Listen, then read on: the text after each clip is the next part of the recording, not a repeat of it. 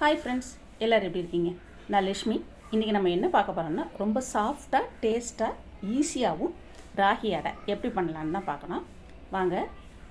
அதுக்கு 2 கப்பு ராகி மாவு எடுத்திருக்கேன். இதை நான் வீட்டிலே ரெடி பண்ணி வச்ச மாவு தான். 1 கை அளவு கேரட் துருவல் போட்டிருக்கேன்.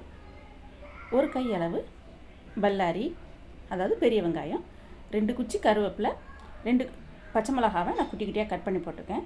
1 ஸ்பூன் ஜீரகம், தேவைக்கு அளவாக உப்பு. அதெல்லாம் ஒரு 2-3 கட் ஆகிடுச்சு, அதனால் நான் சொல்லிக்கிட்டேன். இதை நல்லா மிக்ஸ் பண்ணி விட்டுட்டு, தண்ணி நம்ம ஊற்றக்கூடிய தண்ணி பச்சை தண்ணி ஊற்றக்கூடாது. கை பொறுக்கிற சூடை விட கொஞ்சம் அதிகமாக, ஆனால் கொதிக்க வேண்டாம். அந்த அளவுக்கு பார்த்து எடுத்துக்கோங்க. கொஞ்சம் கொஞ்சமாக ஊற்றி பிணைங்க. நான் பிணைஞ்ச அளவை விட இன்னமும் நீங்கள் சாஃப்டாக பிணைஞ்சிக்கலாம்.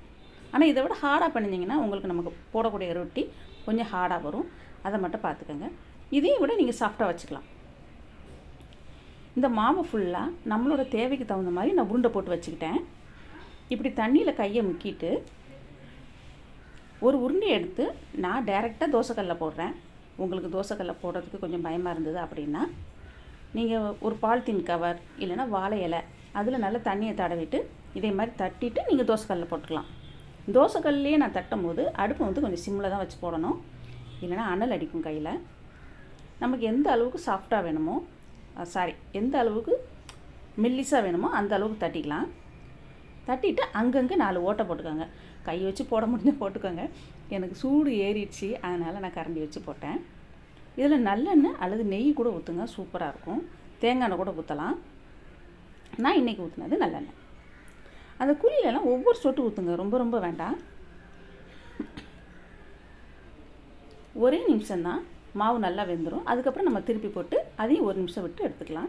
ஒரு ரொட்டி போட்டு எடுக்கிறதுக்கு நமக்கு 2 நிமிஷத்துலேருந்து 3 நிமிஷம் வரைக்கும் தான் ஆகும். நல்லா சாஃப்டாக இருக்கும். அதாவது நீங்கள் காலையில் போட்டிங்கன்னா சாயங்காலம் வரைக்குமே இது சாஃப்டாக இருக்கும்.